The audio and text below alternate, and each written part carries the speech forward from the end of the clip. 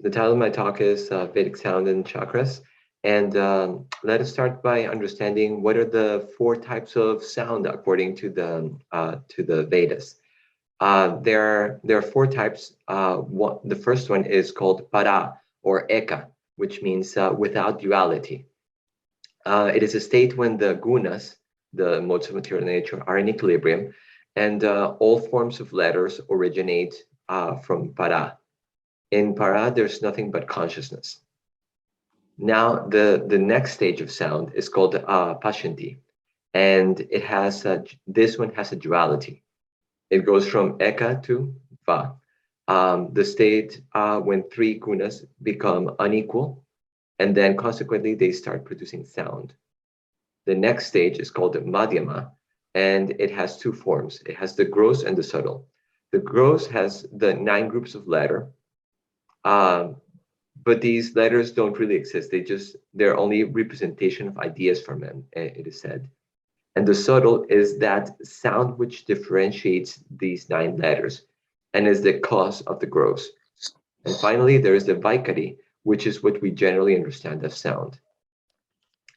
What are the 9 groups of letters? Well, all of you Hindi speakers and Sanskrit speakers know about this. It's the different groups, the a and all the other vowels, the ka varga, cha varga, ta varga, da varga, pa varga, and then there's the yaralava, sha sha, saha, and the ksha.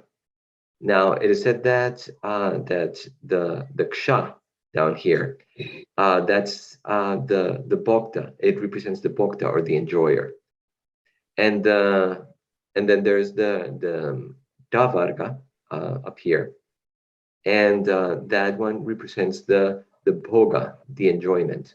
It's also the jnana vyuha, and the rest of the groups, that is the bhogya, the objects of enjoyment. Now, how does this correspond with the chakras? Well, down here in the Muladhara, you have the seat of para, that one which is eka, one, undifferentiated, and this is abhyakta. It's the mula prakriti. It is the base ingredient of creation, it is said. Then it rises up to the Svadhisthana, and this is the seat of pashanti.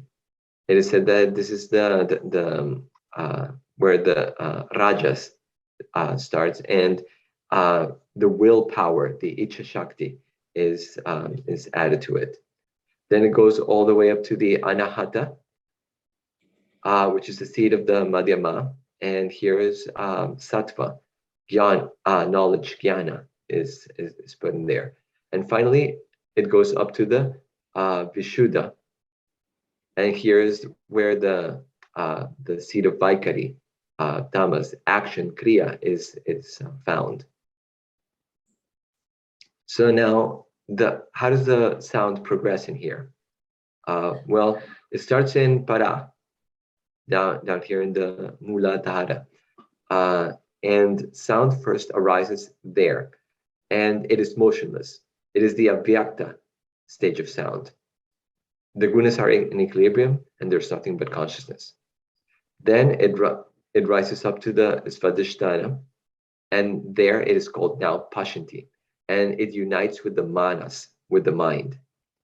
The gunas then become unequal, and they start producing the sound.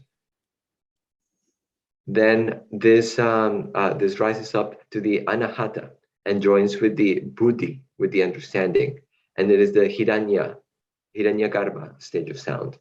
And finally, it goes up to the throat, to the vishuddha, and there it's when it becomes vaikari, the sound that we know normally, and this is the virat stage of sound, the external, manifest.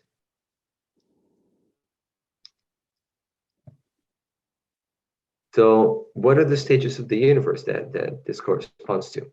Well, there's the the avyakta, the unmanifest, when the material energy is undifferentiated in a substance that is called pradana. Then that differentiation takes place and duality arises. And pradana separates into the three modes of material nature, the gunas, sattva, rajas, and tamas. And this is then no longer called pradana, but it's called mahatattva. And from this mahatattva, all of the different elements of creation are come about. And then afterwards, there is this stage that is called hiranyagarbha, which is a state of partial dissolution, and it's also the beginning of the universe when all of the elements are already there, but they are not, they haven't yet coalesced together to make forms.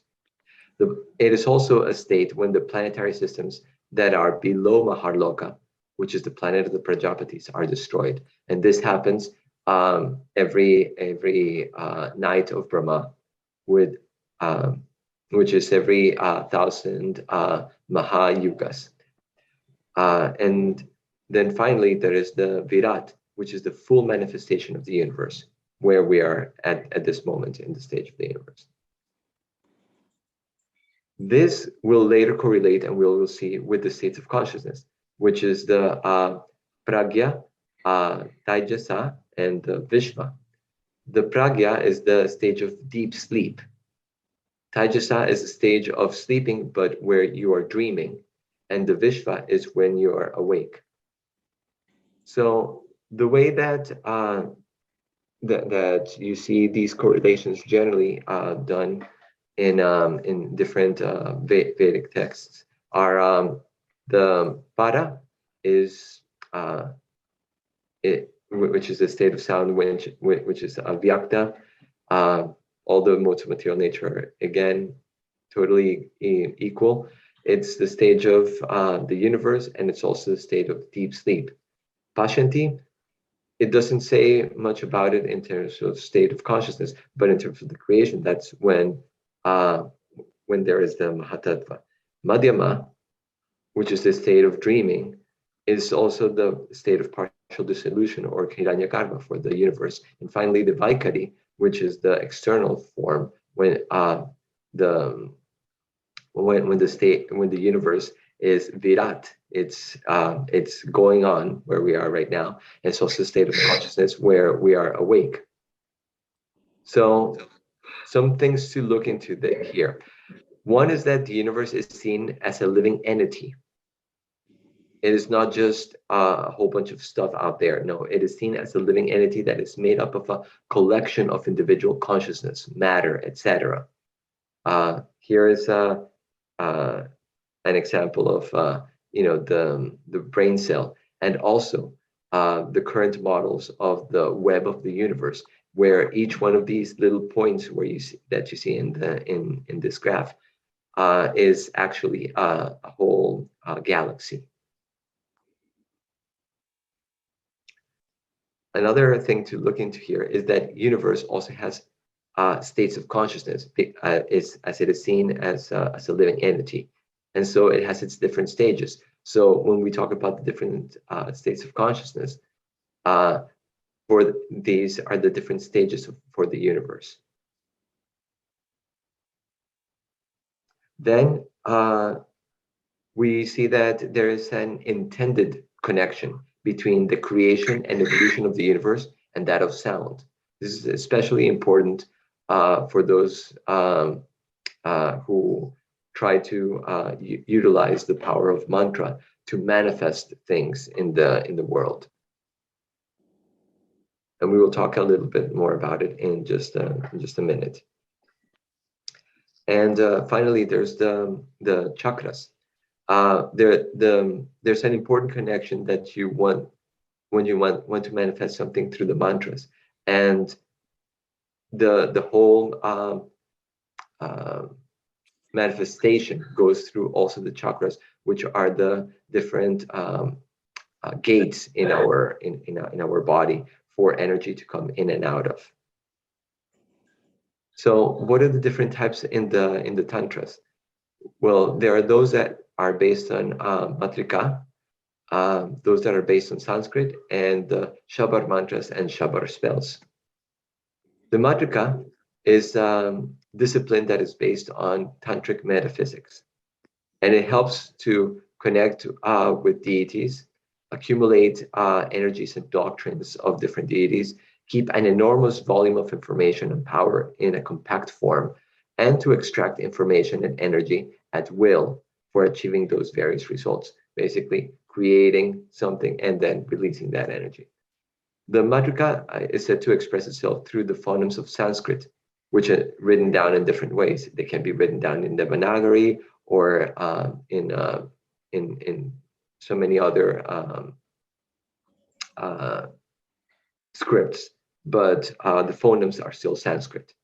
The Matrika includes 50 phonemes, and each one of them expresses one of the aspects of the world. These mantras and spells that are based on Matrika are said to be some of the stronger ones, and their effects are direct and powerful. Their structure is said to be logical, pragmatic, and it resembles the mathematical, physical, and chemical formulas.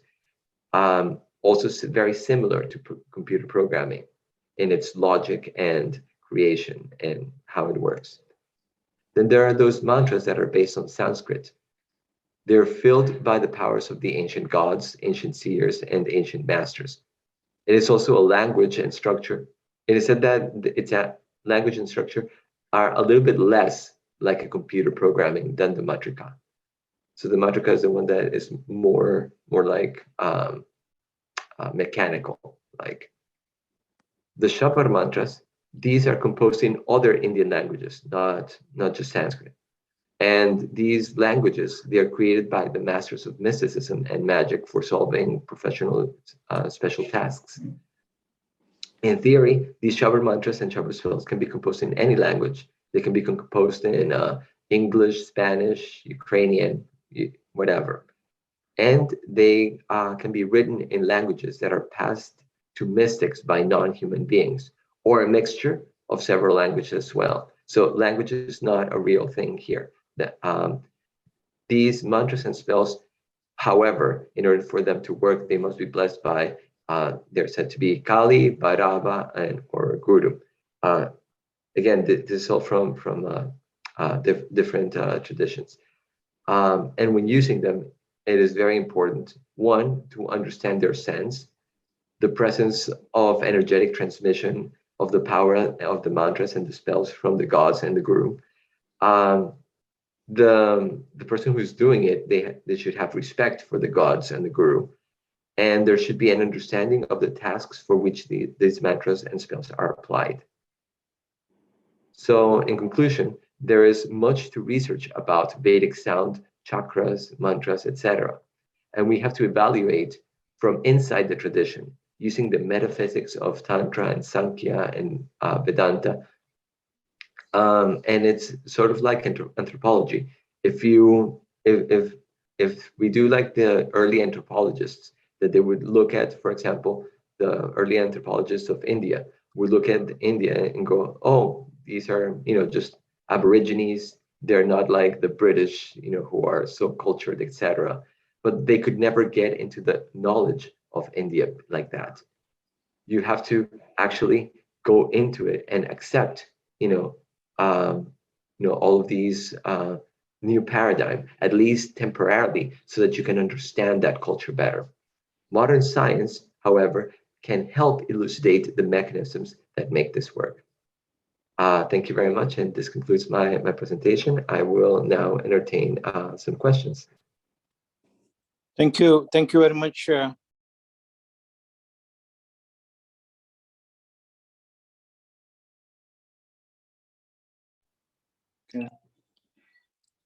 Yeah, my video it's not working. If somebody could look at it has been disabled or what.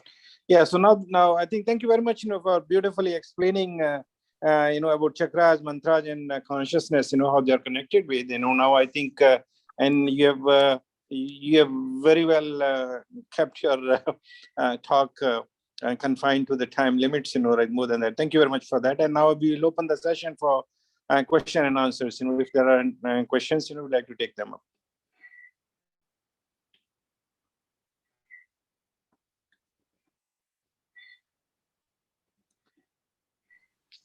Yes. Yes, there's one question from Suresh Pardesi in the chat box. He's saying that I'm facing speaking issue.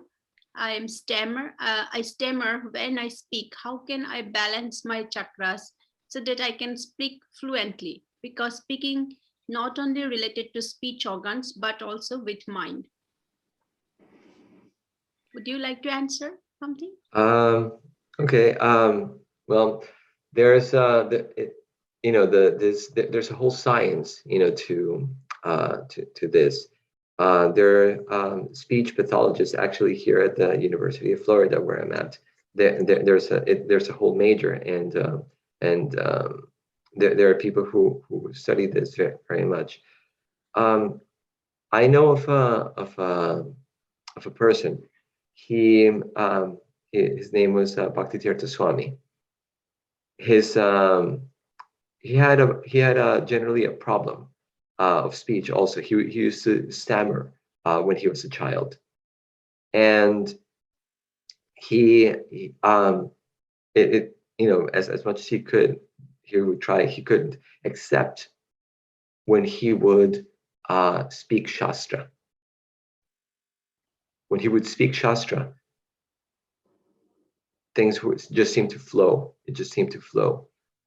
And I was speaking to a friend of mine who is a speech pathologist, because he eventually overcame that stammering. He became an incredible orator. Again, his name was Bhaktitirtha Swami. He was able to later go on to even give speeches and advise powerful people of his time, such as Nelson Mandela and Muhammad Ali. He is said to have done a lot of work, especially in terms of spirituality. So as he spoke more on Shastra and everything, it helped him. He also worked with speech pathologists and all that, but he worked especially on speaking Shastra. So maybe this, if you make a combination of these two, it will be very powerful for you. Yes, thank you for your response. There are a number of questions in the chat box. I think we have to be selective. There is one question: how Matrika similar to computer science? Would you like to answer? Say that again. How Matrika similar to computer science? Well, it is said that it is very logical, and it works on a specific language. As I said, for them, phonemes are very important. So specific phonemes and how they use these phonemes is particular importance. As you saw in a slide, let me go back here. The chakras, they also work on specific phonemes, like vam, ram, yam, hum, om. Like, so all of these, there are specific phonemes, and they will work specific aspects. And so what they do is it is very logical, and they produce certain programs for specific aims. But again, it is all of this has to be studied, under a guru, and it has to be blessed by the guru and blessed by the deities in order for it to work. But it's very logical, and it works on based on a language. In that way, it's very, very mathematical.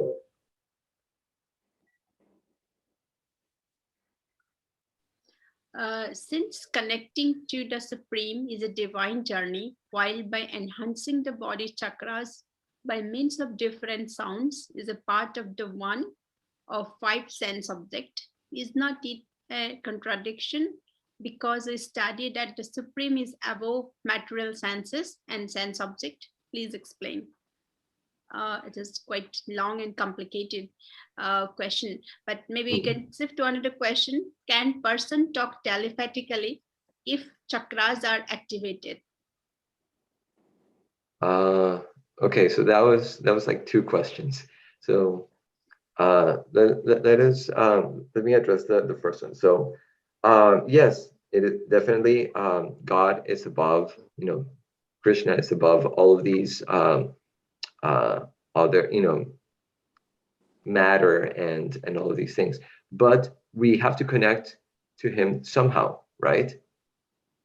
Like we do puja, and in puja, we use an incense, we use a ghee lamp, we use a chamara. All of these things are made up of matter, isn't it? We use mantras, to glorify the Lord and all that. So all of these things are material, but when they're connected with the Supreme, they become spiritualized, and they're a means to an end. The idea is for you to connect, and how you connect, is you may write a letter, right, to somebody, and in that letter you pose an intent, and you want to convey something to that person. So there's a message behind it. That message is important, but also the specific the paper and the ink and everything is important for you to be able to deliver that letter to somebody. So likewise, these are just ways in which we can connect to with the Lord, with Krishna. And then the second part of the question was what?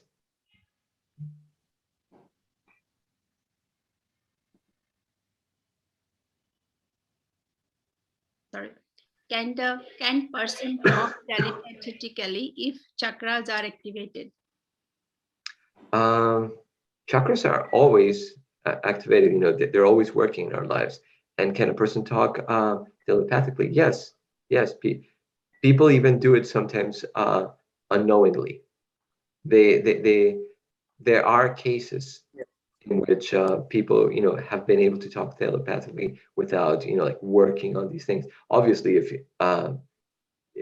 a person desired to do it at will, they would have to work on things like the chakras to be able to open up certain abilities to be able to talk telepathically.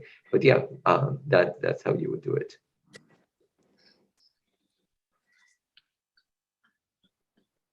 Yes, there is another question. How do mantras work in chakra healing?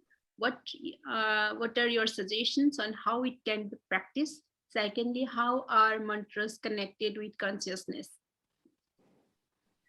I think that's another question is very much linked to this, that do you believe chakras can open up pathways to attracting synchronization in life, meaningful coincidences, intuition and prophetic dreams, etc.?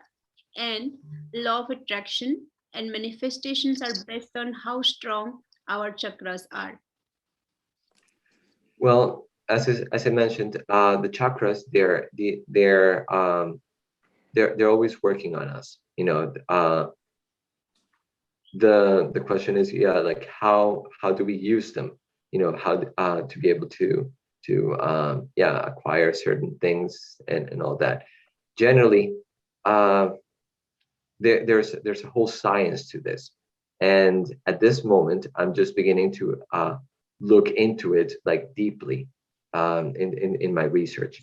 So I might not be able to explain all of these points specifically, but I do see from this research that developing the chakras allows for a lot of these things like intuition, like you were talking about, manifestation of things like that. Mystical powers develop through these things. The question is, how are you willing to go through all of the rigorous training that it has to go to because you're not just talking about, oh, in 6 months now you can, you can, do this or do that. No, it's like years and years and years of difficult training, and it has to be under somebody. It's not something that that can just be done, by reading a book. You have to be trained under somebody. Imagine something like if you wanted to be like a martial artist.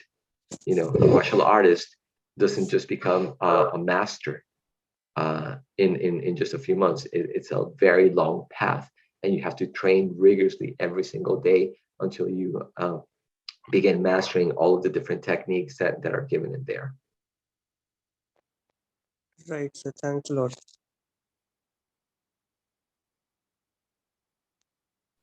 Yes, I saw there are two hands raised by Mr. Bivor Khanna and Karanjit Singh. May I ask Mr. Bivor Khanna to unmute and ask the question?